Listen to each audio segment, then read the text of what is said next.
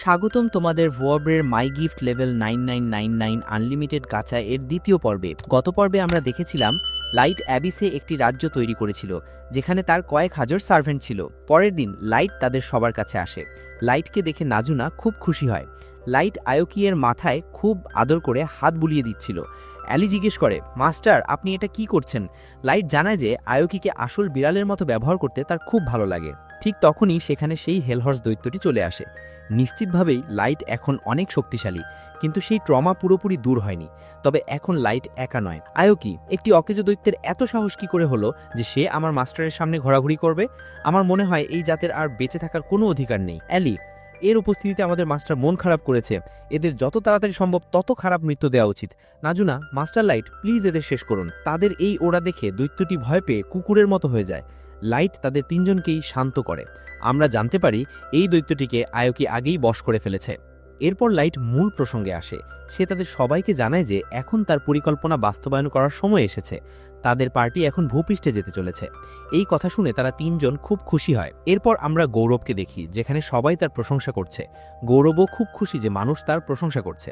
আমরা জানতে পারি গৌরব এখন এখানকার বিস্ট টেরিটরি এর রাজার মতোই হয়ে উঠেছে। সামনে এগোতে গিয়ে গৌরব একজন মানুষকে দেখতে পায় যে আবর্জনার মধ্যে কিছু খুঁজছিল। গৌরব সেই মেয়েটিকে ধাক্কা মেরে ফেলে দেয় এবং বলে যে সে যেন তার চোখের সামনে থেকে সরে যায়। এরপর গৌরব তার দলবল নিয়ে একটি বারে আসে, যেখানে সে মজা করে পান করছিল। সে মনে মনে বলে যে ৩ বছর আগে সে যে কাজটি পেয়েছিল সে কখনো ভাবেনি যে তা থেকে সে এত খ্যাতি পাবে। শুরুতে গৌরব কিছুটা আতঙ্কিত ছিল, কারণ লাইট টেলিপোর্ট হয়ে গিয়েছিল এবং তারা তার মৃতদেহ খুঁজে পায়নি। কিন্তু এখন গৌরবের পুরো বিশ্বাস ছিল যে লাইট নিষ্কেই মারা গেছে। ঠিক তখনই সেখানে মেই আসে। মেই, পার্টিতে বাধা দেওয়ার জন্য আমাকে ক্ষমা করবেন। আপনি কি কর্ন অফ ট্রাইবসের প্রাক্তন সদস্য গৌরব? গৌরব, হ্যাঁ আমিই গৌরব। কি ব্যাপার? মেই, আমার নাম মেই এবং আমি মাস্টার লাইটের একজন বিশ্বস্ত মেইট। গৌরব, মাস্টার লাইট? মেই এখানে গৌরবকে সব মিথ্যে কথা বলে যে লাইট একজন নোবেল এবং সে তাকে খুঁজতে এখানে এসেছে। এই কথা শুনে গৌরব বেশ অবাক হয়, কারণ যারা তাদের লাইটকে শেষ করার আদেশ দিয়েছিল তারা কখনো বলেনি যে লাইট একজন নোবেল। গৌরবের মেইকে কিছুটা সন্দেহ হয় যে মেই মিথ্যে বলছে, কিন্তু মেই গৌরবকে এমনভাবে ম্যানিপুলেট করে যে গৌরব বিশ্বাস করতে বাধ্য হয় যে মেই তাকে সব সত্যি বলছে। মেই বলে যে সে সারা পৃথিবীতে লাইটকে খুঁজেছে কিন্তু তাকে খুঁজে পায়নি। সে জানতে পেরেছে যে লাইট এখানে অ্যাবিসও মারা গেছে। মেই গৌরবকে জিজ্ঞেস করে যে সে কি তাকে সেই জায়গায় নিয়ে যেতে পারে যেখানে লাইট শেষবার ছিল, কিন্তু গৌরব বলে যে অ্যাবিসে যাওয়া তার জন্য ঝুঁকিপূর্ণ হতে পারে। তখনই মেই সোনায় ভরা একটি থলে দেখায়। এত সোনা দেখে সবাই অবাক হয়ে যায়। গৌরব মনে মনে, কি লাইট সত্যি একজন নোবেল?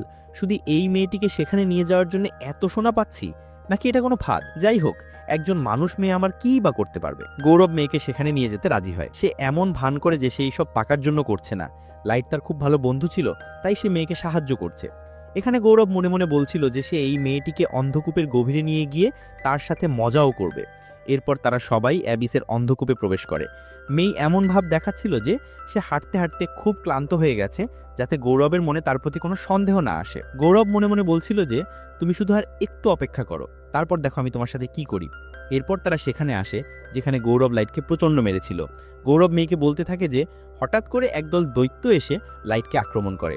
লাইট তখন অনেকগুলো কোপ খেয়েছিল। তারপর হঠাৎ করে সে টেলিপোর্টেশন ফাঁদে পড়ে যায় এবং এরপর তারা তাকে আর কখনোই দেখেনি। গৌরব এখানে তার সঙ্গীদের রাস্তা আটকে দেওয়ার ইশারা করে। তারা রাস্তাটি ব্লক করে দেয়। ঠিক তখনই মেই তার আসল পরিচয় প্রকাশ করে। মেই, তোমরা প্রতারক। তোমরা তাকে এখানে নিয়ে এসেছিলে এবং নির্মমভাবে মেরেছিলে। যদি আমি আরেকটু আগে তার সেবায় আসতে পারতাম তাহলে আমি তোমাদের এমন মার মারতাম যে তোমরা মরার জন্য ভিক্ষা চাইতে। তোমরা তাকে তীর মেরেছিলে। আমি এটা সহ্য করতে পারছি না। মেই চরম রাগে ফেটে পড়ে। গৌরব তার থেকে দূরে সরে যায়। সে ভাবতে থাকে এই মেয়েটি তাদের এই সত্য কিভাবে জানলো? শুধু কর্ন অফ ট্রাইবস এবং যারা তাদের আদেশ দিয়েছিল তারাই এই বিষয়ে জানতো। গৌরব মেয়েকে জিজ্ঞেস করে, তুমি কে আর কার জন্য কাজ করো? তুমি কি কোনো গুপ্তচর? মেই তার ঔরা প্রকাশ করে, যা দেখে তাদের সবার অবস্থা খারাপ হয়ে যায়।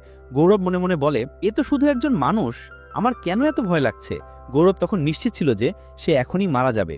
ঠিক তখনই লাইট সেখানে আসে এবং মেয়েকে থামতে বলে। সে জানায় যে গৌরবের সাথে খেলার সময় এখন তার। মেয়েই থামে যায়। লাইটকে দেখে গৌরব সম্পূর্ণভাবে হতবাক হয়ে যায়। গৌরব, অসম্ভব, এটা কিভাবে সম্ভব? তুমি তো মরে গিয়েছিলে। লাইট, কেমন আছো গৌরব? ৩ বছর আগে তুমি আমাকে যেটা দিয়েছিলে আমি এখন সেটা তোমাকে সুদ সমেত ফেরত দিতে এসেছি। গৌরবের সঙ্গীরা তাকে জিজ্ঞেস করতে থাকে, বস আপনি কি এই মেয়েটিকে চেনেন? গৌরব হেসে উঠে, গৌরব আমি জানিতেই না যে তুমি বেঁচে থাকবে। কি বললে? তুমি এখানে শোধ নিতে এসেছো? একজন লেভেল 15 ছোকরা আমার মতো লেভেল 150-এর বিস্ট কি ক্ষতি করবে? আমি জানি না তুমি কিভাবে বেঁচে গেলে, কিন্তু আমার সামনে এসে তুমি মস্ত বড় ভুল করেছো, কারণ তোমাকে মেরে তোমার শরীর নিয়ে গেলে আমি বিস্ট ফোকের রাজা হয়ে যাব।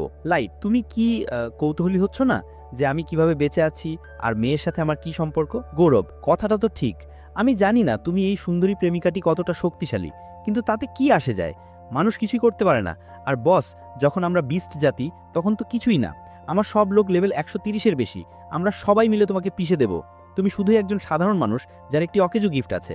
আমি নিশ্চিত যে তুমি কেবল ভাগ্য এবং এই মেয়েটির কারণেই বেঁচে গেছো। লাইট, হ্যাঁ, তুমি যা বলছো তা ভুল নয়। গৌরব তার দুটি বিস্টকে লাইটকে আক্রমণ করতে পাঠায়, কিন্তু মেই দ্রুত গতিতে এসে তাদের মাথা কেটে ফেলে এবং বিস্ট দুটি শেষ হয়ে যায়। মেই, যদি কেউ আমরা মাস্টারকে ধমকি দেওয়ার চেষ্টা করে তাহলে সে বাঁচতে পারবে না। আমি তাদের সবাইকে কেটে টুকরো টুকরো করে দেব। লাইট, মেই, থমকি ঠাক, তোমাকে ধন্যবাদ। এবার তুমি এক্সিট ব্লক করে দাও। মেই এক্সিট ব্লক করে দেয়। এখানে বিস্ট ফোকরা খুবই আতঙ্কিত হয়ে পড়ে। গৌরব, আরে ভয় পেও না, এটা শুধু একটা নিজস্ব কৌশল। সেই অকেজো মানুষটি এই কৌশল দিয়ে আমাদের হারাতে পারবে না। লাইট, গৌরব, তুমি এখনো একটু বদলাও নাই, তাই না? তোমরা মানুষজনকে খুব দুর্বল মনে করো। তোমরা কি কখনো নিজেকে দুর্বল ভেবেছো? গৌরব, হ্যাঁ, মানুষেরা হলো পরাজিত। তাদের কাছে সামান্য পরিমাণ মানা থাকে। তোমাদের লেভেলগুলো সম্পূর্ণ আবর্জনা। এই দেখো আসল লেভেল কি হয় দেখি। গৌরব তার লেভেল দেখায়, যেটা ছিল 158। গৌরব বলে যে ফুড চেনে সে মানুষের চেয়ে অনেক উপরে, তাই একজন মানুষের পক্ষে তাদের হারানোই অসম্ভব। লাইট জিজ্ঞেস করে, যদি তাই হয় তাহলে তোমার এই সঙ্গীদের মাথা মাটিতে পড়ে আছে কেন? গৌরব বলে যে তুমি নিশ্চয়ই কোনো জাদু আইটেম ব্যবহার করেছো। গৌরব তার সমস্ত সঙ্গীকে নিয়ে লাইটকে আক্রমণ করে, কিন্তু লাইট তাদের সবাইকে একই আক্রমণে ছিটকে ফেলে দেয়। লাইট, কি হলো, শুধু এইটুকুই করতে পারো? গৌরব প্রচণ্ড রেগে যায়। সে পেছনে গিয়ে একটি সামন আইটেম ব্যবহার করে, যার ফলে একটি লেভেল 500-এর ফ্যাডন দৈত্য সেখানে আসে। গৌরব, ছোকরা, এখন এটি তোমাকে শেষ করে দিবে। লাইট, মাত্র 500? এত দুর্বল? ভয় কি তোমার মাথা কাজ করা বন্ধ করে দিয়েছে? চলো এখন নিজের জীবনের জন্য ভিক্ষা চাও, যেমনটা 3 বছর আগে চেয়েছিলে। তোমার সমস্ত শক্তি দিয়ে আক্রমণ করো। আমি কথা দিচ্ছি, আমি আমার জায়গা থেকে একটু নড়ব না। গৌরব, তুমি কি মনে করছো এটা মজা? ঠিক আছে, এখন আমি তোমাকে সম্পূর্ণভাবে শেষ করে দেব। ফ্যাডন আক্রমণ করে। গৌরব ভাবেই যে লাইট পুরোপুরি নিশ্চিহ্ন হয়ে গেছে, কিন্তু সে অবাক হয়ে যায়, কারণ লাইটের কিছুই হয়নি। গৌরবের সঙ্গীরা বলাবলি করতে থাকে যে সে কিভাবে সেই আক্রমণ সহ্য করল। তার এত শক্তি যে সে লেভেল 500-র দৈত্যের আক্রমণ এত সহজে সামলে নিল। লাইট, চলো গৌরব, এবার আমার পালা। লাইট তার লেভেল 9999 আল্ট্রা রেয়ার কার্ড সক্রিয় করে, যেখানে লেভেল 9999-এর কনস্টেলেশন উলফ ফ্রেন্ড উপস্থিত হয়। কনস্টেলেশন ফ্রেন্ডকে দেখে সবাই চরম অবাক হয়ে যায়। লাইট ফ্রেন্ডকে আদেশ দেয়। কনস্টেলেশন ফ্রেন্ড তার নিঃশ্বাসের হালকা একটি স্রোত ছাড়ে, যা গৌরবের পাশ দিয়ে গিয়ে তার ফ্যাডনকে ফ্রিজ করে দেয়। বরফ ভেঙে যায় এবং গৌরবের ফ্যাডন ধ্বংস হয়ে যায়। এই দৃশ্য দেখে সবাই অবশ্যই হতবাক হয়ে যায়। গৌরব, তোমার কাছে এমন দৈত্য আছে যা আমার ফ্যাডনকে এক লহমায় শেষ করে দিল? লাইট, হ্যাঁ, তবে সত্যি বলতে আমি নিজেই সেই লেভেল 500-র জাদু দৈত্যটিকে সহজেই হারিয়ে দিতাম। এখন একটু মনোযোগ দাও। লাইট তার লেভেল দেখায়, যা ছিল লেভেল 9999। এই দেখে গৌরব সম্পূর্ণ হতবাক হয়ে যায়। গৌরবের সঙ্গীরা বলতে থাকে যে মানুষেরা সর্বোচ্চ লেভেল 100 পর্যন্ত যেতে পারে। এটা কি কোনো রসিকতা? তখন গৌরব লাইটকে জিজ্ঞেস করে যে লাইট 3 বছর আগে যেমন দেখতে ছিল এখনো হুবহু তেমনই দেখাচ্ছে। একই শরীর এবং একই মুখ। একজন মানুষ তো এতদিনে বড় হয়ে যেত। লাইট জানায় যে সে ব্রেসলেট অফ ইউথ পরে আছে। এই ব্রেসলেট তার বয়স বাড়তে দেয় না। সে তার বয়স, তার রাগ সবকিছুকে সেভাবেই ধরে রেখেছে, কারণ সে পূর্ণ প্রতিশোধ নিতে চায়। গৌরব এখন নিশ্চিত হয় যে এটি আসল লাইট, এবং সে বুঝতে পারে যে এখন সে যাই করুক না কেন, লাইটকে হারানো তার পক্ষে অসম্ভব। গৌরবের অবস্থা তখন শোচনীয়। সে লাইটের সামনে নতজানু হয়ে পড়ে। গৌরব, আমি আপনার কাছে ক্ষমা চাইছি। আমার আর কোনো উপায় ছিল না। আমাকে আদেশ মানতেই হয়েছিল। আমি কখনো আপনাকে আঘাত করতে চাইনি। এমনকি আজকের এই চক্রান্তও আমার ছিল না। এসব তাদেরই পরিকল্পনা ছিল। এতে আমার কোনো হাত নেই। এই কথা শুনে গৌরবের সঙ্গীরা বলতে থাকে যে গৌরব কিভাবে এমন মিথ্যা কথা বলতে পারে। এখানে আসার এবং যা কিছু পরিকল্পনা ছিল সবটাই তো গৌরবের তৈরি ছিল। গৌরব তাদের চুপ করিয়ে দেয়। গৌরব, মাস্টার লাইট, দয়া করে আমাকে ক্ষমা করে দিন। লাইট, আমার তোমার কাছে কিছু জিজ্ঞেস করার আছে। গৌরব, হ্যাঁ, অবশ্যই জিজ্ঞেস করুন। লাইট, এই যে মাস্ট্রো, এই বিষয়ে তুমি যা কিছু জানো আমাকে সব বলো। গৌরব, মাস্ট্রো, হ্যাঁ, যারা আমাদের আদেশ দিয়েছিল তারা শুধু এটুকুই বলেছিল যে আমরা যেন সেই মাস্ট্রোকে খুঁজে বের করি। লাইট, সরকার কেন মাস্ট্রোকে খুঁজে বের করতে এত মরিয়া আমি এটা জানি না। লাইট, তাহলে তোমরা আমাকে মারার চেষ্টা করেছিলে কেন যখন জানতে পারলে যে আমি মাস্ট্রো নই? গৌরব, এটাও আমি জানি না, আমি সত্যি বলছি আমি জানি না। লাইট তার সঙ্গীদের জিজ্ঞেস করে, তাদের কেউ কিছু জানে কি? তারা সবাই বলে হ্যাঁ তারা জানে, কিন্তু ঠিক তখনই মেই তাদের সবাইকে শেষ করে দেয়। মেইর কাছে অ্যাপ্রাইজ দক্ষতা আছে, কেউ মিথ্যা বললে সে সঙ্গে সঙ্গে জানতে পারে, এবং মেই দেখে ফেলেছিল যে তারা মিথ্যা বলছে, তাই সে তাদের সবাইকে শেষ করে দিয়েছে। গৌরব আরও বেশি আতঙ্কিত হয়ে পড়ে। লাইট তাকে বলে, গৌরব, আমার তোমার জন্য আরও কিছু প্রশ্ন আছে। আমাদের এই শক্তি যা তুমি এখন দেখলে দিয়ে যদি আমরা ভূপৃষ্ঠের জগতে যুদ্ধ শুরু করি, তাহলে কে জিতবে বলে তোমার মনে হয়? মিথ্যা বলার কষ্ট করো না, মেই এখন আইস অফ ট্রুথ ব্যবহার করছে, সে সবকিছু দেখতে পারে তুমি মিথ্যা বলছো নাকি সত্যি। গৌরব ভয়ে প্রস্রাব করে দেয়। গৌরব, সত্যি বলতে আপনার কাছে দুর্দান্ত ক্ষমতা আছে, আমি নিশ্চিত যে যুদ্ধ আপনার পক্ষেই থাকবে, কিন্তু আপনার লেভেল যতই বেশি হোক না কেন, আপনি তো কেবল একজন মানুষ। এই পৃথিবীর বেশ কিছু জাতি বহু বছর ধরে অস্ত্র, বর্ম এবং বিশেষ আইটেম সংগ্রহ করেছে। যখন তারা সবাই আপনার বিরুদ্ধে দাঁড়াবে, তখন আপনার কিছুটা সমস্যা হতে পারে বলে আমার মনে হয়। লাইট, যেমনটা আমি ভেবেছিলাম। আমার তোমার জন্য আরও কিছু প্রশ্ন আছে, কিন্তু চলো আগে আমরা এখান থেকে টেলিপোর্ট করি। লাইট গৌরবকে এখানে তার রাজ্যে টেলিপোর্ট করে। লাইটের বিশাল সৈন্যবাহিনী দেখে গৌরব হতবাক হয়ে যায়। লাইট তার সিংহাসনে গিয়ে বসে এবং এরপর সবাইকে তাদের স্ট্যাটাস প্রদর্শন করতে বলে। লাইটের কাছে অত্যন্ত উচ্চ স্তরের জাদু দৈত্য এবং বিভিন্ন স্তরের আল্ট্রা রেয়ার কার্ড থেকে আসা মানুষ রয়েছে, যারা নিশ্চিতভাবেই খুবই শক্তিশালী। এছাড়াও তার কাছে 1000 এবং 10,500 জনের সম্পূর্ণ সেনাবাহিনী এবং 4 জন লেভেল 9999-এর মানুষও রয়েছে। লাইট গৌরবকে জানায় যে গত 3 বছরে সে এত বড় শক্তি তৈরি করেছে। এই সব দেখার পর গৌরব অবশ্যই হতভম্ব হয়ে যায়, তার চোখ কপালে উঠে যায়। লাইট, গৌরব, আমি তোমাকে আরেকবার জিজ্ঞেস করছি, যদি আমি ভূপৃষ্ঠের জগতের বিরুদ্ধে যুদ্ধ শুরু করি, তাহলে আমার জেতার সম্ভাবনা আছে কি? গৌরব তখন কিছু বলার অবস্থায় ছিল না। লাইট, তোমার মুখ দেখেই আমি যা জানতে চেয়েছিলাম তা জেনে গেছি। অভিনন্দন গৌরব, তুমি একটি পুরস্কার পাবে। এখন থেকে তুমি রোজ যন্ত্রণা পাবে, এমন যন্ত্রণা যা মৃত্যুর থেকেও খারাপ। গৌরব এখানে মনে মনে বলে যে আমরা এমন একজন দৈত্যের জন্ম দিয়েছি যে এক আঘাতেই পুরো ওয়ার্ল্ডকে শেষ করে দিতে পারে। এ হলো বিনাশের অধিপতি। গৌরব লাইটকে জিজ্ঞেস করে যে সে কি কোনো কনস্টেলেশন হতে চায়। লাইট জানায় যে সে যে পথ বেছে নিয়েছে তাতেই ভবিষ্যতে জানা যাবে যে সে কনস্টেলেশন হবে নাকি একজন শাসক। পরের দিন আমরা দেখি লাইট এই 4 জনকে, মেই, আইওকি, অ্যালি, নাজুনা নিয়ে তার মা, বাবা, ভাই এবং বোনদের সাথে দেখা করার জন্য গ্রামে এসেছে। কিন্তু এখানে এসে লাইট দেখে যে তার গ্রাম ধ্বংস হয়ে গেছে। 6 মাস ধরে লাইট কিছুটা গবেষণা করে, কিন্তু সে শুধু এইটুকুই জানতে পারে যে কোনো এক শক্তি তার গ্রামকে ধ্বংস করেছে। লাইট তার বাবা, মা এবং ভাই বোনদের মৃতদেহ পর্যন্ত খুঁজে পায়নি। এই বিষয়টি তাকে খুব কষ্ট দেয়। 6 মাস পরে আমরা দেখি লাইট এখানে নিমু এবং গোল্ডের সাথে এসেছে। লাইট যদিও তার পরিবারের মৃতদেহ খুঁজে পায়নি, তবুও সে তাদের জন্য প্রতীকী কবর তৈরি করেছে। এখানে দেখা যায় যে গোল্ড এবং নিমুয়ের মধ্যে একেবারেই বনিবনা নেই। লাইট এখন জানে যে সে খুব সহজেই ভূপৃষ্ঠের জগৎকে পরাজিত করতে পারে। তবুও সে এখন ভূপৃষ্ঠের সমস্ত জাতিদের পর্যবেক্ষণ করতে চলেছে। অর্থাৎ লাইট তার শত্রুদের ভালোভাবে জানতে চায় যে তারা কি করতে সক্ষম। লাইট এটাও মনে করে যে তার গ্রামের এই ধ্বংস তার মাস্টার হওয়ার সাথে সম্পর্কিত হতে পারে। লাইট এখন শুধু এটাই জানতে চায় যে এই মাস্টার কি, যার জন্য এত রক্তপাত হয়েছে। লাইট তার বাবা মায়ের মৃত্যুতে খুব রেগে যায়। সে বলে যে যারা তার পরিবারের সাথে এমন করেছে সে তাদের কাউকে ছাড়বে না। লাইট একটি সম্পূর্ণ মুখোশ পরে নেয়, এতে তার আসল পরিচয় গোপন থাকবে। এরপর আমরা দেখি 3 জন উড়ে ড্যাগাস নামের একটি শহরের দিকে যাচ্ছে।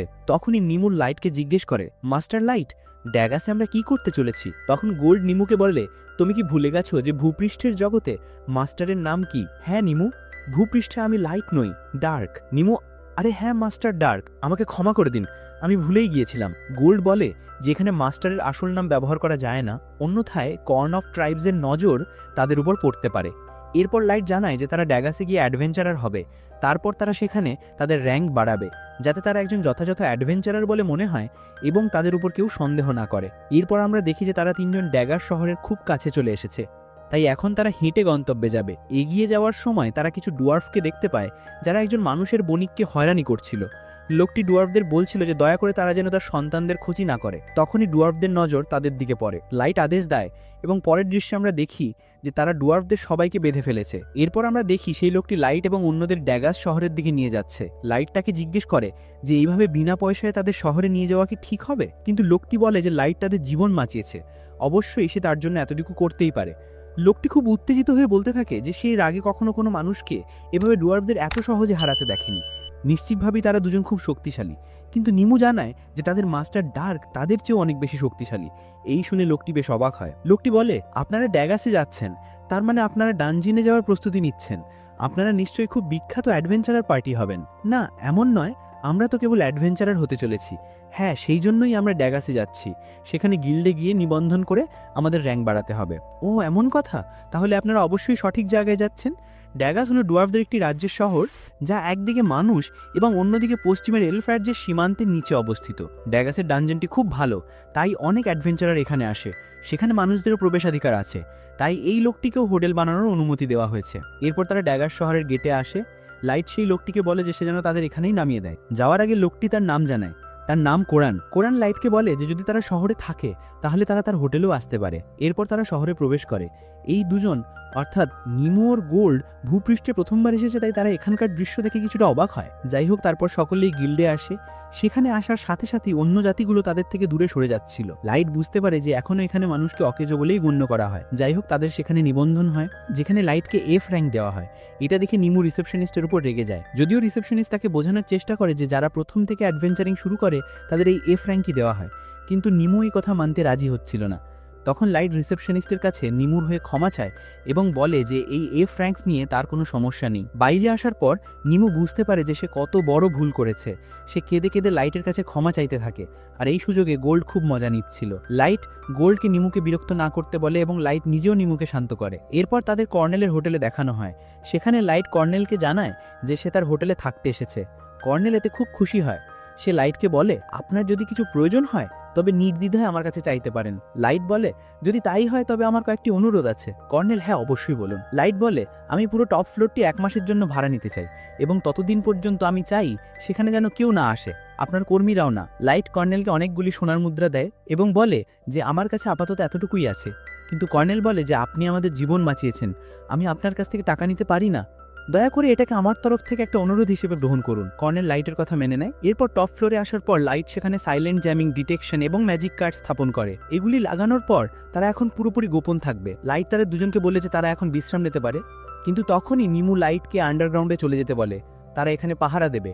নিমু জানতো যে লাইট খুব শক্তিশালী, কিন্তু ভূপৃষ্ঠের ব্যাপারে তাদের এখনও কিছু জানা নেই যে এখানে কত শক্তিশালী শত্রু থাকতে পারে। তাই সে কেবল লাইটের আঘাত পাওয়ার বিষয়ে উদ্বিগ্ন ছিল। কিন্তু লাইট তখন নিমুকে জিজ্ঞেস করে যে তুমি কি আমাকে আমার প্রতিশোধ নেওয়া থেকে বারণ করছো?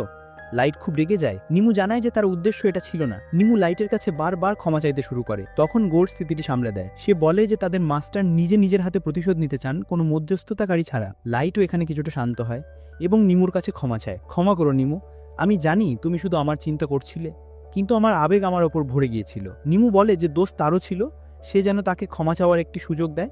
লাইট রাজি হয়, কিন্তু আমরা দেখি নিমু লাইটের পা চুম্বন করতে শুরু করে এবং এভাবে ক্ষমা চায়। পরের দিন আমরা দেখি তারা ডানজিনে যাওয়ার জন্য এসেছে। সেখানে বেশ বড় লাইন ছিল। গোল্ড বলে যে এখানে একজনা এলফকে দেখা যাচ্ছে না। লাইট তাকে জানায় যে এলফ এবং ডুয়ার্ফদের মধ্যে এই ডানজেনটির মালিকানা নিয়ে সমস্যা চলছে, যে কোন রাজ্যের এটি। ঠিক তখনই দুজন লোক লাইনের মাঝখানে ঢুকে যায়। এটি 4 জন মানুষের অ্যাডভেঞ্চার পার্টি ছিল। লোকটি এদের সামনে এসে দাঁড়ায়। এই লোকগুলো বুঝতে পারছিল না এখন তারা কি করবে। কিছু বলতে গেলেই তাদের নিজেদের বিপদ হতে পারে। তখন লাইট সেই হুডি পরা লোকটিকে বলে, এই হুডি পরা লোক, তুমি লাইনে ঢুকে গেছো, এটা ঠিক নয়। হুডি পরা লোকটি, তুমি কি আমার সাথে কথা বলছো? আমি তো আর কাউকে লাইনে ঢুকতে দেখছি না। তুমি জানো তুমি কার সাথে কথা বলছো? আমি কি করে জানবো? তুমি তোমার মুখ পুরোপুরি ঢেকে রেখেছো। যদি ধরে নি তুমি কোনো বিখ্যাত ব্যক্তি, তবে এভাবে লাইনে ঢুকে যাওয়া আরো খারাপ কথা। আমার লর্ড ডার্ক একেবারে ঠিক বলছেন, এতে তো আপনার মানহানি হবে। এই চল, লাইন থেকে সরে যা। হুডি পড়া লোকটি তখন রাগ থেকে বলে, তুই কি গাধা নাকি?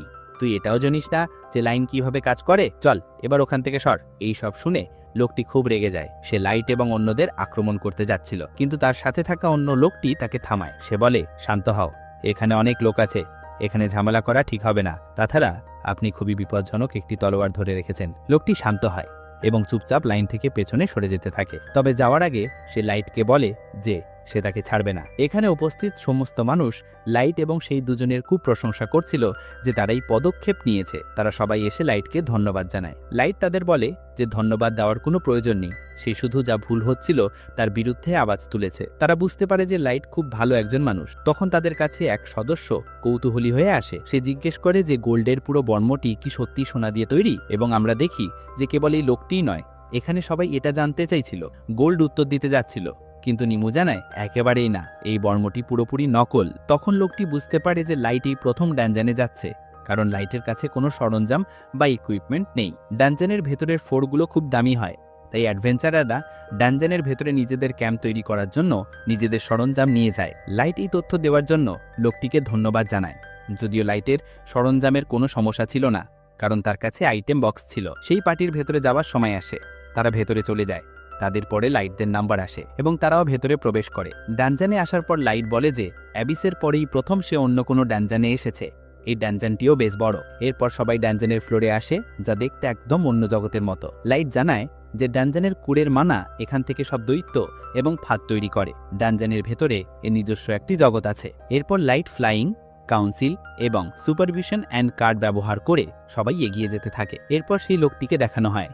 আমরা দেখি সে তার তলোয়ার ব্যবহার করে কিছু দৈত্যকে শেষ করে দিচ্ছে। লোকটি একজন এলফ এবং সে তখন বেশ রাগান্বিত ছিল। আমরা জানতে পারি সে হলো এলফ রাজ্যের তরুণ এবং প্রতিভাবান যোদ্ধা ইলাইট ওয়ারিয়ার। কিটো বলে, আমার নাম কিটো, আমি একজন কিংবদন্তি নায়ক, আমার মধ্যে একটি মাস্টার রক্ত রয়েছে, সব এলফ আমার নাম জানে। আমরা জানতে পারি যে এই দুজন ডানজানে কিছু উপাদান বা মেটেরিয়াল সংগ্রহ করতে এসেছিল। ইয়ানক কিটোকে বলে, মিস্টার কিটো শান্ত হন, আমরা এখানে থার্ড ফ্লোরের ট্রোলকে শেষ করার জন্য এসেছি, চলুন আমরা সরাসরি সেখানেই যাই, অর্ক নিয়ে সময় নষ্ট করে কোনো লাভ নেই। কিটো বলে, ইয়ানক তুমি চুপ থাকো, সেই জিনিসগুলো আমাকে অপমান করেছে মাস্টার রক্ত থাকা সত্ত্বেও। আমরা দেখতে পাই যে কাইটোর লেভেল হলো 10,500, কিন্তু তার কাছে এটিও কম মনে হচ্ছিল। ইয়ানাক তাকে জানায় যে কাইটোর লেভেল সব এলফের লেভেলের সীমা ছাড়িয়ে গেছে, কিন্তু আমরা জানতে পারি যে কাইটো আরও বেশি লেভেল বাড়াতে চায় এবং ইয়ানাকের একটা উপায় আছে। সেই কারণেই তারা এই ডানজানে এসেছিল। তবে এখানে কাইটো এখনও ইয়ানাকের ওপর পুরোপুরি ভরসা করতে পারছে না যে সে তার লেভেল বাড়িয়ে দিতে পারবে। সে মনে মনে বলে যে যদি ইয়ানাকের পদ্ধতি কাজ না করে তাহলে সে তাকে জ্যান্ত পুড়িয়ে মারবে। এদিকে লাইটের দিকে আমরা দেখি এই তিনজন দৈত্যদের মেরে তাদের ম্যাজিক স্টোন বের করেছে। তাদের কেবল গিল্ডকে প্রমাণ করতে হবে যে তারা থার্ড ফ্লোর পর্যন্ত গিয়েছিল, যাতে তাদের র্যাঙ্ক বাড়ে। তাদের কাজ এখানে শেষ হয়ে গেছে, তাই তারা এখন এখান থেকে বেরিয়ে যাচ্ছিল। বেরিয়ে যাওয়ার সময় তারা এই লোকগুলোকে দেখতে পায়। সেখানে দেখা যায় যে গবলিন দৈত্যরা তাদের ঘিরে ফেলেছে, কিন্তু তারা এটাও লক্ষ্য করে যে দৈত্যদের বিরুদ্ধে লড়াই করার জন্য এরা খুব ভালো ফরমেশন তৈরি করেছে। যদিও এগুলি গবলিন দৈত্য, তাই তাদের কোনো চিন্তা হচ্ছিল না। আমরা দেখি যে একে একে তারা গবলিনদের শেষ করে দেয়।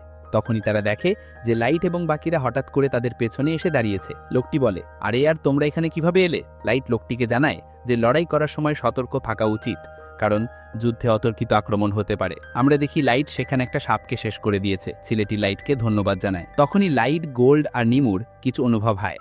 আমরা দেখি সামনে থেকে একদল গ্রেট বুশ উলফ আসছে। তাদের দেখেই চারজনের বেশ অবাক হয়ে যায়, কিন্তু লাইট বলে যে এটা সমস্যার কিছু নয়। আমরা দেখি যে উলফগুলো তাদের কিছু না করেই সেখান থেকে পালিয়ে যায়। তখনই আমরা দেখি যে উলফগুলো আসলে কারো কাছ থেকে পালাচ্ছিল, আর সেই কেউটি হলো একটা বিশাল ম্যান্টিস। এটাকে দেখেই চারজনের অবস্থা খারাপ হয়ে যায়। তারা বলতে থাকে যে এটা কিভাবে সম্ভব, এই দৈত্যাকার ম্যান্টিস তো 10 বছর আগেই বিলুপ্ত হয়ে গেছিল। তারা জানে যে এই ম্যান্টিসকে তারা হারাতে পারবে না, তবুও তারা চেষ্টা করার কথা ভাবে। কিন্তু লাইট তাদের বলে যে তারা এখান থেকে বেরিয়ে যাক। লাইট এবং তার সঙ্গীরা এই ম্যান্টিসকে হারিয়ে দেবে, কিন্তু নিশ্চিতভাবেই এরা ভালো মানুষ ছিল। আর ভালো মানুষরা কখন পিছিয়ে আসে, ম্যান্টিস তাদের ওপর আক্রমণ করতে এগিয়ে আসে। গোল্ড এগিয়ে গিয়ে তার সাথে লড়াই শুরু করে। আমরা দেখি যে ম্যান্টিস গোল্ডকে বেশ ভালো টক্কর দিচ্ছিল। গোল্ড পিছিয়ে আসে এবং লাইটকে জানায় যে ম্যান্টিসের লেভেল কমপক্ষে 500 হবে। তার সাধারণ আক্রমণে এর কোনো আঁচলও লাগছে না। লাইট ফায়ার অ্যারো দিয়ে আক্রমণ করে, কিন্তু ম্যান্টিস সেটিকে ব্লক করে উল্টো লাইটের দিকেই ফিরিয়ে দেয়। লাইট পিছিয়ে আসে। অন্য লোকটি বলে, আরে ইয়ার ওরা তো কিছুই করতে পারছে না। ইলিয়া বলে, মিয়া তুমি ওদের জাদু দিয়ে ব্যাকআপ দাও। মিয়া বলে, আরে তুমি দেখোনি ও এখন কি করেছে? ও একটা কমব্যাট ক্লাসের স্পেল কোনো মন্ত্রপাঠ ছাড়াই কাস্ট করেছে। ইয়ার তোমরা কিভাবে অবাক হচ্ছ না? নিশ্চিতভাবেই লোকগুলো অবাক হবে কেন, তাদের জাদু সম্পর্কে কিছুই জানা ছিল না। ইলিয়া তার বোনকে জিজ্ঞেস করে, সত্যি কি এটা খুব বড় কোনো ব্যাপার? তখন গোল্ড তাকে বলে, তোমাদের চিন্তা করার কোনো প্রয়োজন নেই, এখন দেখবে একজন নাইট কিভাবে লড়াই করে। ম্যান্টিস এবার গোল্ডকে আক্রমণ করে, কিন্তু এইবার গোল্ড তার পূর্ণ শক্তি দিয়ে ঢাত সামনে আনে। যার ফলে ম্যান্টিসের একটা হাত ভেঙে যায়। এরপর গোল্ড এগিয়ে গিয়ে আঘাত করে এবং ম্যান্টিসের আরেকটি হাত কেটে দেয়। এই দৃশ্য দেখেই চারজন অবাক হয়ে যায়। লাইট তখন বলে যে এবার আমার পালা। লাইট আবার ফায়ার অ্যারো দিয়ে আক্রমণ করে। এইবার সে একসাথে অনেকগুলো তীর দিয়ে আক্রমণ করে। ম্যান্টিস আবার সেগুলোকে ফিরিয়ে দেয়, কিন্তু লাইট এইবার তীরগুলো নিয়ন্ত্রণ নিয়ে নেয়। তীরগুলো আবার ম্যান্টিসের দিকে গিয়ে তার পিঠে আঘাত করে। মিয়া বলে, ও বাবা, সে একসাথে 30টি তীর কাস্ট করেছে এবং সেগুলোকে নিয়ন্ত্রণও করতে পারছে। না, এটা কিভাবে সম্ভব? লাইট এখানে ম্যান্টিসের প্রায় অর্ধেক শক্তি শেষ করে দেয়। লাইট বলে, চলো এবার তোমাকে শেষ করা যাক। কিন্তু আমরা দেখি যে ম্যান্টিস ভয়ে সেখান থেকে পালাতে শুরু করে, কিন্তু অবশ্যই লাইট তাকে পালাতে দেবে না। লাইট ফায়ারওয়াল কার্ড ব্যবহার করে ম্যান্টিসের সামনে একটা আগুনের প্রাচীর তৈরি করে দেয়। লাইটের এই জাদু দেখে মিয়া পুরোপুরি হতভাগ হয়ে যায়। সে বলে, লাইট একটা ট্যাকটিক্যাল ক্লাসে স্পেল কোনো মন্ত্রপাঠ ছাড়াই কাস্ট করেছে।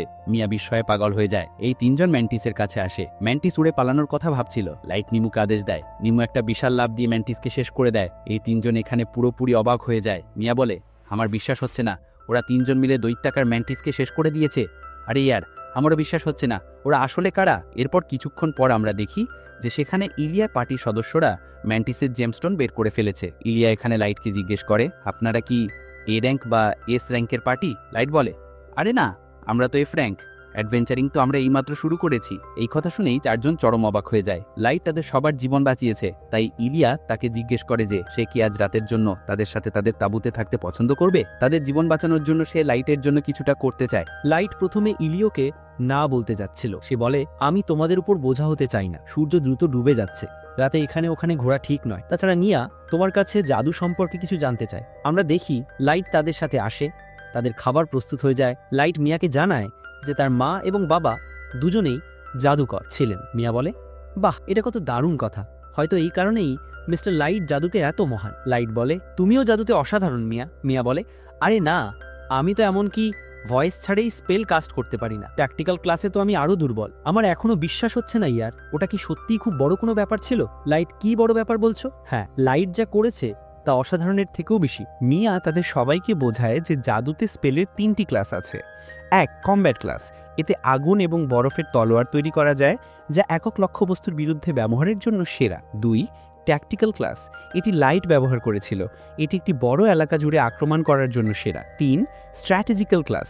এই ক্লাসের স্পেলগুলো এত শক্তিশালী হয় যে পুরো বিশ্বকে নাড়িয়ে দিতে পারে, যেমন সুনামি, ভূমিকম্প এবং উল্কা। তবে এটি কাস্ট করার জন্য জাদুকরদের একটি সম্পূর্ণ দল প্রয়োজন হয়, যারা ক্রমাগত মানা ব্যবহার করে মন্ত্রপাঠ চালিয়ে যেতে পারে। ড্রাগন, এলফ, ডার্ক এলফ এবং ডিমেন কিনের মতো জাতিদের জন্য উন্নত স্পেল কাস্ট করা সহজ, কিন্তু একজন মানুষের জন্য এটি একেবারেই সহজ নয়। মিয়া বলে, তবুও লাইট এটা করতে পেরেছেন, এই কারণেই এটা অসাধারণ। আজ পর্যন্ত কোনো মানুষ এটা করতে পারেনি। মানবজাতির জন্য এটা সবচেয়ে বড় কথা। ইলিও বলে, আমি জাদুবিদ্যার বিষয়গুলো বেশি বুঝতে পারি না, তবে এতটুকু বলতে পারি যে মিস্টার লাইট খুব ভালো মনের মানুষ। আর মিয়া, তুমিও ম্যাজিক ক্রাফটের জন্য ডুজিস একাডেমিতে যোগ দেওয়ার যোগ্য। আমার বিশ্বাস একদিন তুমি নিজে নিজেই ট্যাকটিক্যাল ক্লাস স্পেল কাস্ট করতে পারবে। মিয়া বলে, ডুজিস একাডেমি? হ্যাঁ, তুমি কি সেই জাতিটির কথা বলছো যারা সব রেসকে নিয়ে পারস্পরিকভাবে তৈরি হয়েছিল?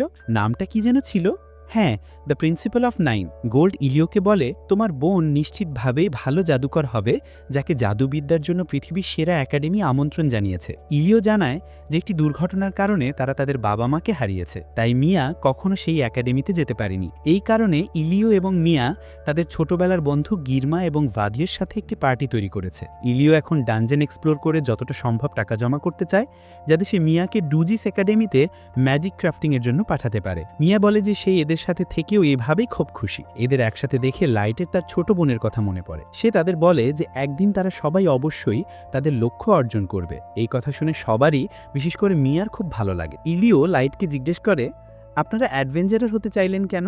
লাইট জানায় যে হাউস ফায়ারে তার না এবং বাবার মৃত্যু হয়েছিল। নিমু জানায় যে এই ঘটনার কারণে লাইটের গভীর পোড়া ক্ষত হয়েছে এবং সে সেই ক্ষত নিরাময়ের যাত্রায় আছে। আসলে সাংকেতিক ভাষায় তারা বোঝায় যে এখন তারা সবাই লাইটের প্রতিশোধের পথে চলছে। তখন হঠাৎ করে গিরমা কি যেন বলে ওঠে। সে বলে, নিমু এবং গোল্ড ডেটিং করছে, তাই না? এই শুনে তারা দুজনেই খুব রেগে যায়। তারা বলে যে এমনটা একেবারেই নয়, আর এমনটা কখনোই হবে না। এরপর আমরা কিটোকে দেখানো হয়। সেখানে ইয়ানাক তার নমুনার জন্য আইটেম সংগ্রহ করেছে। আমরা জানতে পারি যে ইয়ানাক সব জাতিদের রক্ত নিয়ে গবেষণা করবে যে তাদের ক্ষমতা কত দূর পর্যন্ত অতিক্রম করা যায়। এরপর ইয়ানাক বলে যে এখন তাদের হিউম্যান ম্যাটেরিয়ালের প্রয়োজন। এই শুনে কিটো খুব খুশি হয়ে যায়। এরপর 2 সপ্তাহ পর আমাদের দেখানো হয় গিল্ডে লাইট অনেকগুলো ম্যাজিক স্টোন নিয়ে আসে, যা দেখে রিসেপশনিস্ট খুব খুশি হয়। শুধু তাই নয়, এখন সব মানুষের মধ্যে এই কথা ছড়িয়ে পড়েছে যে লাইট এবং তার পার্টি দৈত্যাকার ম্যান্টিসকে হারিয়েছে। রাস্তায় হাঁটতে হাঁটতেও সবাই লাইটের পার্টি নিয়েই কথা বলছে।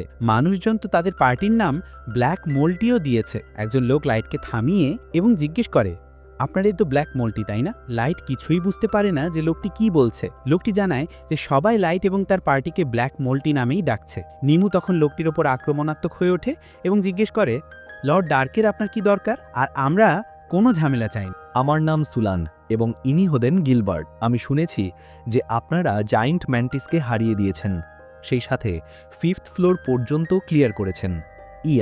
এগুলো গুজব হবে, চলো এখান থেকে। এখানে সময় নষ্ট করে কি লাভ? 5th ফ্লোর পর্যন্ত যেতে আমাদের কত বছর লেগেছিল মনে আছে তো? এই শুনে নিমু এবার গিল্ডের ওপরই আক্রমণাত্মক হয়ে ওঠে। তোমার কি মনে হয় লর্ড ডার্ক মিথ্যা বলেন? হ্যাঁ, আরে আমার সেই মানে ছিল না। আমরা তো এই কথা শুনে খুশি যে যদি সত্যিই আপনারা এটা করে থাকেন। কি বলতে চাও?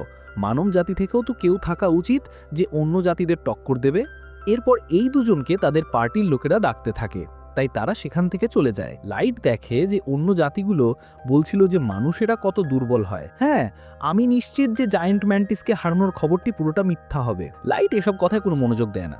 এরপর তাদের তিনজনকে ডানজেনে দেখানো হয়। এখন তারা সবাই 5th ফ্লোরেরও আরও গভীরে যাওয়ার কথা ভাবছে, কিন্তু পথে তারা এলিও এবং তার পার্টিকে দেখতে পায়। তারা সবাই তাদের কাছে আসে। নিশ্চিতভাবে 2 সপ্তাহ পর দেখা হওয়ায় তারা একে অপরের সাথে কুশল বিনিময় করে এবং এরপর এলিও মিয়াকে ইশারা করে, ও মিয়া, তোমার লাইটকে কিছু বলার ছিল না? আমরা দেখি মিয়া লাইটকে ধন্যবাদ স্বরূপ একটি উপহার দেয়। লাইট বলে, ও এটা কি? মিয়া বলে, আমার দাদা মারা যাওয়ার আগে আমাকে যা দিয়েছিলেন, এটি পোড়ার ক্ষতের জন্য একটি অলংকার। মিয়া লাইটের সেই কথাটি খুব গুরুত্ব সহকারে নিয়েছিল। সামান্য হলেও লাইটের ভাতা কম হোক, সেই কারণে মিয়া তার কাছে থাকা সবচেয়ে মূল্যবান জিনিসটি তাকে দিয়ে দেয়। লাইট খুব অবাক হয়ে যায়। মিয়া ভাবছিল যে লাইটের হয়তো উপহারটি পছন্দ হয়নি এবং সেটা নেবে না, কিন্তু লাইট বলে যে এমন নয়, উপহারটি তার খুব পছন্দ হয়েছে এবং সেটা নিয়েও নেয়। সে এই উপহারের জন্য মিয়াকে অনেক ধন্যবাদ জানায়। লাইটও মিয়াকে কিছু একটা দিতে চায়। লাইট বলে, মিয়া, আমাকেও ফেভার ফিরিয়ে দেবার সুযোগ দাও। এটা নাও, এটা আমার পক্ষ থেকে তোমার জন্য উপহার। মিয়া বলে, বাহ, এটা কত সুন্দর, কিন্তু আমি আপনার কাছ থেকে কিভাবে নেব? লাইট বলে, তোমার উপহারে আমি সত্যি খুব খুশি হয়েছি, তাই প্লিজ ধন্যবাদ স্বরূপ এটাকে নিয়ে নাও। মিয়া তার ভাইয়ের দিকে তাকায়, সে তাকে হ্যাঁ বলে। মিয়া উপহারটি নিয়ে পড়ে নেয় এবং লাইটকে এর জন্য ধন্যবাদ জানায়। এরপর রাতে আমাদের দেখানো হয়, সেখানে নিমু লাইটকে জিজ্ঞেস করে, মিয়াকে সেই এস র্যাঙ্কের ব্রেসলেটটি দেওয়া কি ঠিক ছিল?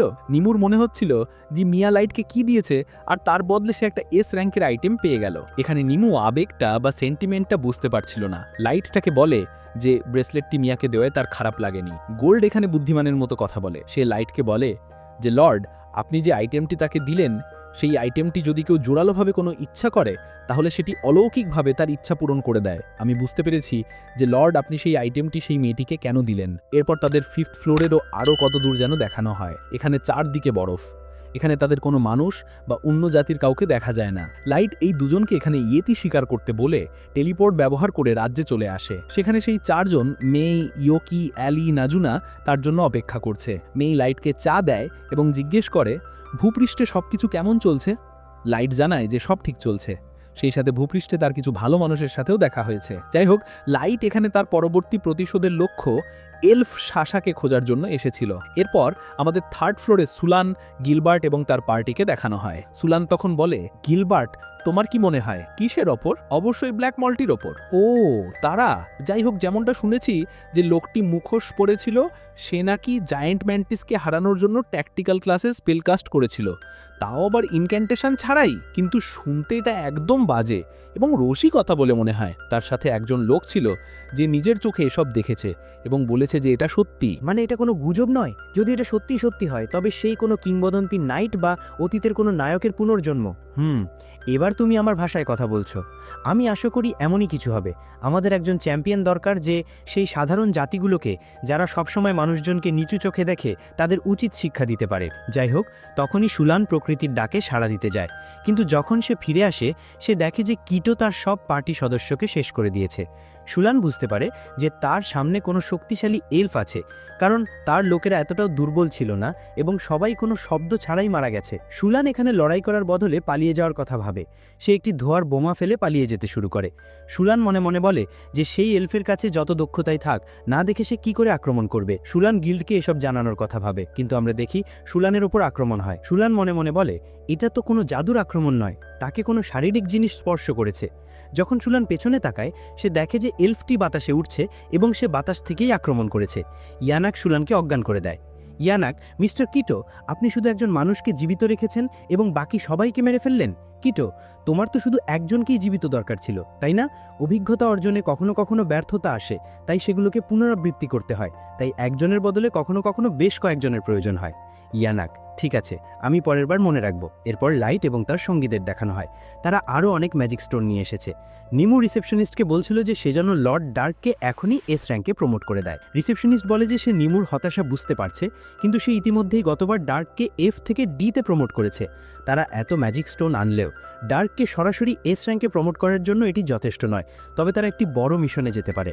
লাইট জিজ্ঞেস করে, কেমন বড় মিশন? এরপর তাদের সরাসরি হোটেলে দেখানো হয়। রিসেপশনিস্ট লাইটকে জানিয়েছিল যে একজন অ্যাডভেঞ্চারার কিলার আছে, তাকে ধরতে হবে। সে কে তা সম্পর্কে কিছুই জানা নেই। গোল্ড এখানে বলে, মাস্টার, আপনি আপনার কার্ড দিয়ে এই অ্যাডভেঞ্চারার কিলারকে খুঁজে বের করতে পারেন না? কিন্তু লাইট জানায় যে গাচা থেকে র্যান্ডম কার্ড আসে এবং এই জায়গায় কোনো রেয়ার কার্ড খুঁজে পাওয়াও খুব কঠিন। লাইট লক্ষ্য করে যে এই অ্যাডভেঞ্চারার কিলার কেবল মানুষদেরকেই নিশানা করছে। তখনই এই তিনজন কারো আগমন টের পায়। আমরা দেখি সেখানে একটি পোর্টাল খুলে যায়, যার ভিতর দিয়ে আর কেউ নয়, মিয়া আসে, যে গুরুতর আহত। তার হাতে লাইটের দেওয়া ব্রেসলেটটি ভেঙে গেছে। লাইট মিয়াকে বিছানায় শুয়ে দেয়। মিয়া অজ্ঞান অবস্থায় বলছিল যে তাকে তাড়াতাড়ি মিস্টার ডার্ককে জানাতে হবে যে কি হয়েছে। লাইট প্রথমে মিয়াকে হিলিং কার্ড দিয়ে সুস্থ করে তোলে। মিয়া তখন অজ্ঞান ছিল, তাই লাইট তার একটি কার্ড ব্যবহার করে মিয়ার স্মৃতিগুলো দেখার কথা ভাবে। Light S rank card hypnosis ব্যবহার করে মিয়ার স্মৃতি দেখতে শুরু করে। আমরা দেখি সন্ধ্যায় তিনজন অ্যাডভেঞ্চারার ইলিওকে জানায় যে ডানজেনে একজন অ্যাডভেঞ্চারার কিলার আছে যে মানুষজনকে মেরে চলেছে। ইলিও জিজ্ঞেস করে যে সে কি কোনো দৈত্য, কিন্তু লোকটি জানায় যে না, সে কোনো দৈত্য নয়। সে যেই হোক, একসাথে একাধিক স্পেল ব্যবহার করছে, তাও আবার ভিন্ন ভিন্ন অ্যাট্রিবিউটের। কোনো দৈত্য এমনটা করতে পারে না। লোকটি তাদের তাড়াতাড়ি ডানজেন থেকে বেরিয়ে যেতে বলে। তারা সেখান থেকে চলে যায়। মিয়া ইলিওকে জিজ্ঞেস করে যে ওরা কি করতে চলেছে। ইলিও বলে যে এখন সবাই এখান থেকে বেরিয়ে যাচ্ছে। এরপর রাত হয়। তারা সবাই টানা হাঁটছিল। তারা খুব ক্লান্ত হয়ে পড়েছিল, তাই কিছুক্ষণ থামে। ইলিও মনে মনে বলছিল যে তারা টানা হাঁটছে, কিন্তু এখনও বাইরে যাওয়ার রাস্তার অর্ধেকও পৌঁছায়নি। ঠিক তখনই আমরা দেখি যে কিটো এবং ইয়ানাক সেখানে এসে হাজির। কিটো, কি কোনো সমস্যা হয়েছে? রাতে এইভাবে বাইরে ঘোরা বিপজ্জনক হতে পারে। ইলিও, আরে এ তো সেই লোকগুলো। ইলিও, যদি আপনারা খবরটি না জেনে থাকেন তাহলে কি হয়েছে? ইয়ানাক, ব্যাপারটা হলো আমরা শুনেছি যে এখানে একজন অ্যাডভেঞ্চারার কিলার আছে যে মানুষজনকে শেষ করছে। এখানেও বিপদ আছে, তাই আপনারাও আমাদের সাথে ডানজেনের বাইরে চলুন। ইলিও, ও তাহলে এই ব্যাপার। হ্যাঁ, তো আমি তো ভাবছিলাম হঠাৎ করে অ্যাডভেঞ্চারাররা এখানে কম দেখাচ্ছে কেন। এই দুজন তাদের আসল চেহারা দেখায়। ইলিও বুঝতে পারে যে এরাই অ্যাডভেঞ্চারার কিলার। সবাই খুব আতঙ্কিত হয়ে পড়ে। মিয়া ইলিওকে বলে যে সে যেন এখান থেকে পালিয়ে যায়, তারা এদের সাথে লড়াই করবে, ততক্ষণে সে যেন এখান থেকে বেরিয়ে যায়। কিটো, হ্যাঁ, আমি কি শুনলাম? তোমরা আবর্জনার মতো কিছু লোক আমার সাথে লড়বে? ইলিও আক্রমণ করতে যায়, কিন্তু কিটো তাকে তলোয়ার দিয়ে স্লাইস করে দেয়। এই দেখে মিয়া খুব আতঙ্কিত হয়ে হাঁটু গেড়ে বসে পড়ে। এরপর বাকি দুজনও আক্রমণ করতে যায়, কিন্তু কিটো তাদের দুজনকেও স্লাইস করে দেয়। মিয়া ভয়ে মাটিতে বসে পড়ে। ভাদি মিয়াকে বলে যে সে যেন তাড়াতাড়ি এখান থেকে পালিয়ে যায়। আমরা দেখি যে এত আঘাত পাওয়ার পরেও তারা দুজন মিয়াকে বাঁচানোর জন্য উঠে দাঁড়ায় এবং আবার কিটোকে আক্রমণ করতে যায়। মিয়া চিৎকার করে তাদের থামতে বলে। কিটো তাদের স্লাইস করে সেখানেই শেষ করে দেয়। ইয়ানাক, মিস্টার কিটো, যদি ওরা মরে যায় তাহলে আমি তাদের আমার পরীক্ষার জন্য ব্যবহার করতে পারবো না। কিটো, চুপ করো, আমি আগেই তোমাকে বলেছি যে কেউ আমার সাথে লড়াই করতে চাইবে আমি তাকে শেষ করে দেব। ইয়ানাক, হ্যাঁ, কিন্তু আপনি তো ইতিমধ্যে অনেককে মেরে ফেলেছেন। তবে এখন তো একজন বেঁচে আছে। দেখুন, মানুষের মধ্যে যদিও মেয়েদের চাহিদা বেশি, কিন্তু সেই অল্প বয়স্ক ছেলেও কাজে আসতে পারে। কিটো মিয়ার কাছে আসে। তার উদ্দেশ্য ভালো ছিল না। সে বলতে থাকে যে সে মিয়ার সাথে একটু মজা করতে চায়। এই কথা শুনে মিয়া খুব আতঙ্কিত হয়ে পড়ে। মিয়া কিটোকে দূরে থাকতে পারে। কিটো বলে যে তার ভয় পাওয়ার কি আছে, আমি একজন ভবিষ্যতের লেজেন্ডারি হিরো যে মিয়াকে তার আনন্দের জন্য ব্যবহার করছে। এটা তো মিয়ার জন্য সম্মানের বিষয় হওয়া উচিত। মিয়া খুব আতঙ্কিত হয়ে পড়ে। তখনই আমরা দেখি ইলিও উঠে দাঁড়ায় এবং মিয়াকে পালিয়ে যেতে বলে। এত আঘাত পাওয়ার পরেও ইলিও কিভাবে বেঁচে আছে দেখে কিটো অবাক হয়ে যায়। ইয়ানাক খুব খুশি হয় যে ইলিও বেঁচে আছে। সে কিটোকে বলে যে ইলিওকে তার পরীক্ষার জন্য যে কোনো মূল্যে জীবিত চাই। সেও খুব কাজের। ইলিও মনে মনে বলে, আমি প্রায় মৃত, কিন্তু তাতে কোনো যায় আসে না। আমাকে যে কোনো মূল্যে মিয়াকে বাঁচাতে হবে। মিয়া তার ভাইকে দেখে, নিশ্চিতভাবে মিয়া তাকে এভাবে ছেড়ে যেতে চায় না, কিন্তু তার কাছে আর কোনো রাস্তা ছিল না। মিয়া সেখান থেকে পালাতে শুরু করে। ইয়ানাক বলে যে সে যেন তাড়াতাড়ি গিয়ে মেয়েটাকে ধরে। কিটো মিয়ার দিকে এগোতে থাকে, কিন্তু ইলিও এসে তাকে ব্লক করে দেয়। যুদ্ধ হয় সৃষ্টিশীলতা এবং দক্ষতা দিয়ে। আমাকে আমার মস্তিষ্ক ব্যবহার করে চাল দিতে হবে। হ্যাঁ, কি বকবক করছিস রে? ইলিও গোল্ডের বলা কথাগুলো মনে করছিল। ঢাল প্রতিরক্ষার জন্য এবং তলোয়ার আক্রমণের জন্য ব্যবহৃত হয়। ইলিও ঢাল দিয়ে প্রতিরক্ষা এবং তলোয়ার দিয়ে আক্রমণ করা ভুল নয়, তবে এটা সবসময় সেরা কৌশলও নয়। ইলিও তার তলোয়ার দিয়ে কিটোকে আঘাত করার চেষ্টা করে এবং ছুঁড়ে মারে, যা কিটো এড়িয়ে যায়। কিন্তু ইলিও এইবার একটি অপ্রত্যাশিত চাল দেয়, যা হলো ঢাল দিয়ে আক্রমণ করা। ইলিও তার ঢাল দিয়ে কিটোকে আঘাত করে, যার ফলে কিটো মাটিতে পড়ে যায়। কিটো এই ঘটনা দেখে পুরোপুরি হতবাক হয়ে যায়। ইলিও তাকে দেখে হাসতে থাকে। ইলিও, কি হলো স্যার? তুমি তো একটা আবর্জনা আর মানুষ জাতি। কিটো তার তলোয়ারের শক্তি দিয়ে ইলিওকে আক্রমণ করে, যার ফলে ইলিও গুরুতরভাবে আহত হয়। কিটো, শালা কমেডি! কেউ আমার এই রাজকীয় মুখে আঘাত করতে পারে না। আমি তোকে মৃত্যুর চেয়েও যন্ত্রণাদায়ক ব্যথা দেব। ইয়াঙ্ক, মিস্টার কিটো, থামুন। আপনাকে এখন তাড়াতাড়ি গিয়ে মেয়েটিকে ধরতে হবে। যদি গিল্ড এবং বাইরের লোকেরা জানতে পারে যে আমরা এখানে কি করছি, তাহলে আমরা বড় বিপদে পড়ে যাব। এতদিন ধরে আমরা যা করছি তা সবই জলে যাবে। আমরা মিয়াকে দেখি যে তার সমস্ত শক্তি দিয়ে পালাচ্ছে, কিন্তু কিটো তার কাছে চলেই আসে। কিটোকে এভাবে উড়তে দেখে মিয়া খুব অবাক হয়ে যায়। কিটো বলে যে সে একসাথে একাধিক ব্লেড তৈরি করতে পারে এবং সেগুলোকে নিয়ন্ত্রণও করতে পারে, কারণ তার কাছে এলফ রাজ্যের চূড়ান্ত ক্লাসের অস্ত্র দ্য লেজেন্ডারি সোর্ড গ্র্যান্ডস আছে। এটা জানার পর মিয়া খুব আতঙ্কিত হয়ে যায়। কিটো তার কাছে আসছে এবং বলে, তোমার মতো মানুষকে ধরা আমার জন্য মুহূর্তের কাজ। কিন্তু মিয়া কিছুটা সাহস ফিরে পায়। সে মনে মনে বলে, তার ভাই এবং বন্ধুরা তাকে বাঁচানোর জন্য যে সময় দিয়েছে সে তা এভাবে নষ্ট হতে দেবে না। মিয়া আইস শট দিয়ে কিটোকে আক্রমণ করে, কিন্তু কিটো আক্রমণটি ব্লক করে দেয়। এই সুযোগে মিয়া আবার সেখান থেকে পালিয়ে যায়। মিয়া মনে মনে বলে, আমাকে মিস্টার ডার্কের কাছে যেতে হবে, তাকে সব জানাতে হবে। তখনই কিটো মিয়াকে আঘাত করে, যার ফলে মিয়া মাটিতে পড়ে যায়। কিটো, পালানোর চেষ্টা করা বেকার। আমি তোমাকে বলছি, আমি একজন লেজেন্ডারি হিরো। মিয়া, তুমি কোনো লেজেন্ডারি হিরো নও। নায়কেরা যত শক্তিশালী হয় তারা মানুষের প্রতি ততটাই দয়ালু হয়, যেমন মিস্টার ডার্ক। তুমি শুধু তোমার চেয়ে দুর্বলদের উপর আঘাত করো। এই কথা শুনে কিটো কিছুটা আতঙ্কিত হয়। আমরা দেখি যে এলফ রাজ্যে কিটোর কোনো মূল্য ছিল না। সবাই তাকে নিচু চোখে দেখত। তার লেভেলের সীমা আছে এই বলেও লোকেরা তাকে খুব খ্যাপাতো। কিটোকে হোয়াইট নাইট পদ থেকেও সরিয়ে দেওয়া হয়েছিল। মিয়া বলে, তুমি আর কিছুই নও, শুধু একজন পরাজিত। কিটো খুব রেগে যায়। সে মিয়াকে আক্রমণ করে। মিয়া মনে মনে বলে, আমি মরতে পারি না, আমাকে যে কোনো মূল্যে টিকে থাকতে হবে। ওরা আমার জন্য নিজেদের উৎসর্গ করেছে। আমাকে মিস্টার ডার্কের কাছে যেতেই হবে এবং তাকে সব জানাতে হবে। ঠিক তখনই ব্রেসলেটটির শক্তি সক্রিয় হয় এবং মিয়া সেখানে চলে আসে। এইসব দেখার পর লাইট কিটোর উপর খুব রেগে যায়। তারা দুজনও এইসব দেখেছে। লাইট তাদের বলে যে তারা যেন ডানজেনের দিকে যায়। ওদিকে ইয়াঙ্ক ইলিওকে সুস্থ করে তোলে, কারণ তাকে জীবিত দরকার ছিল। ইলিও বেঁচে যায়। তখনই কিটো সেখানে আসে। ইয়াঙ্ক, মিস্টার কিটো, আপনি কি মেয়েটিকে ধরেছেন নাকি তাকে মেরে ফেলেছেন? কিটো, ধিক্কার, সে তো এখানেও নেই। আমি ভেবেছিলাম সে তার বন্ধুদের বাঁচানোর জন্য এখানে আসবে। ইয়াঙ্ক, হ্যাঁ, কি হলো? আপনি ছেলেটিকে হারিয়েছেন আর একটি বাচ্চা মেয়ে আপনাকে ধোঁকা দিয়ে গেল? কিটো, আরে সে হঠাৎ করেই অদৃশ্য হয়ে গেল। আমি কি করব? ইয়াঙ্ক, কি? কিন্তু এটা কিভাবে সম্ভব? কিটো, আমি কি জানতাম যে সেই মেয়েটির কাছে টেলিপোর্টেশন আইটেম আছে? ইয়াঙ্ক, কি বাজে কথা বলছেন? এটা হতেই পারে না যে একজন মানুষের কাছে টেলিপোর্টেশনের মতো মূল্যবান আইটেম থাকবে। কিটো, আরে ছিল, সে আমার চোখের সামনে টেলিপোর্ট হয়ে গেল। ইয়াঙ্ক, যদি এমন হয় তাহলে আমরা খুব বড় বিপদে পড়ে গেছি। যদি সেই মেয়েটি গিল্ডের কাছে গিয়ে সব কথা বলে দেয়, তাহলে এই খবর এলফ রাজ্যেও পৌঁছে যাবে এবং তারা দ্রুত জানতে পারবে যে আপনি গ্র্যান্ড সোয়ার্ড চুরি করেছেন। কিটো, হ্যাঁ, তুমি তো ঠিকই বলছো। হোয়াইট নাইট তার অধ্যস্তন ক্যাপ্টেনদের নিয়ে আমাদের খুঁজতে আসবে। মিস্টার কিটো, আমি শুনেছি যে তার লেভেল 3000-এরও বেশি এবং সে যে নাইটদের কমান্ড করে তাদের লেভেলও প্রায় 2000। সেই সাথে তাদের কাছেও গ্র্যান্ড সোর্ডের সমতুল্য অস্ত্র আছে। কিটো খুব আতঙ্কিত হয়ে পারে। ইয়ানুক তাকে শান্ত থাকতে বলে। সে জানায় যে যদি তারা তাদের গবেষণা শেষ করতে পারে তবে তাদের সমস্ত সমস্যার সমাধান হয়ে যাবে। এই শুনে কিটোর কিছুটা স্বস্তি আসে। তারা তাদের গবেষণা করার জন্য যেতেই যাচ্ছিল, কিন্তু লাইট সেখানে আসে এবং তাদের বলে যে তারা কোথাও যাবে না। কিটো লাইটকে চিনতে পারে, লাইন থেকে সরে যেতে বলেছিল। ইয়ানুক অবাক হয় যে লাইট এখানে কিভাবে এবং কখন এলো। কিটো মনে মনে বলে যে আমার মতো 10,500 লেভেলের কাছাকাছি কেউ স্টিলথ ছাড়াই আমার কাছে আসতে পারে না। কিটো বুঝতে পারছিল না যে লাইট এখানে আসার খবর সে কেন পেল না। লাইট দেখে যে গিরমা এবং ভাদি মারা গেছে। গোল্ড ইলিওকে তুলে ধরে। সে লাইটকে জানায় যে ইলিও এখনও বেঁচে আছে, তবে সে খুব আহত। এখানে ইয়ানোকু চিন্তিত হয় যে গোল্ড তার পাশ থেকে ইলিওকে কখন নিয়ে গেল। লাইট ইলিওকে সুস্থ করে তোলে, সে পুরোপুরি সুস্থ হয়ে যায়। কিটো ইলি এবং অন্যদের সাথে যা করেছে তাতে লাইট ইতিমধ্যেই খুব রেগে গিয়েছিল। সে সরাসরি তার সাথে লড়তে এগিয়ে আসে। ইয়ানোক ভাবছিল যে লাইট হয়তো জানে না যে তারাই অ্যাডভেঞ্চারার কিলার, কিন্তু লাইট জানায় যে মিয়া তার কাছে এসেছিল।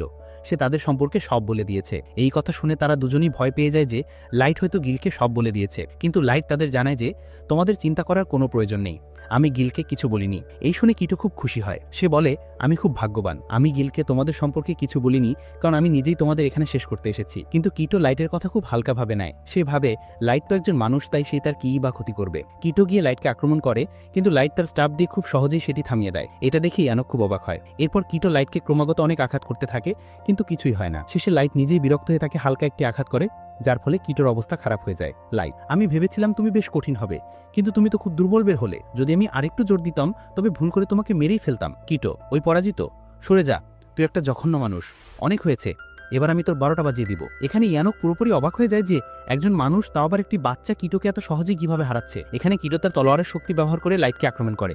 আমরা দেখি যে এগুলো ছিল ভিন্ন ভিন্ন অ্যাট্রিবিউটের স্পেল, কিন্তু লাইটের জন্য এগুলো কিছুই ছিল না। সেই সব সহজে এড়িয়ে যাচ্ছিল। তখনই কিটো লাইটকে অতর্কিত আক্রমণ করতে আসে, কিন্তু লাইট সেটাও ব্লক করে দেয়। এটা দেখি ইয়ানোক মনে মনে বলে, মিস্টার কিটো তার তলোয়ার ব্যবহার করে টেলিপোর্ট হয়ে তার পেছনে গেলেন, কিন্তু তবুও ছেলেটি তার আক্রমণ সহ্য করল।